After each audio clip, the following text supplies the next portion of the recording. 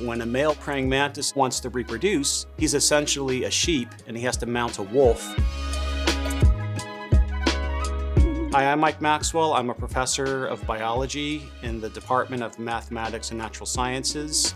The thing about mantises is that when males will mate with females, sometimes females will kill males.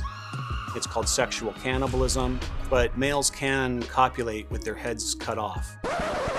Male mantises have nerve clusters in every segment of their body.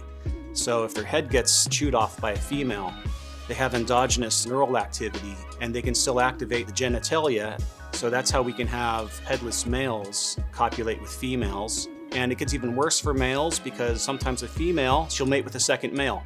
So that sort of Jerry Springer question about who's going to be the father of the offspring becomes very intriguing and interesting. So I'm also doing genetic analyses to figure out who's the father of the babies. And I regularly take in students to train them in DNA extraction, polymerase chain reaction, gel electrophoresis, and then the analysis of those results.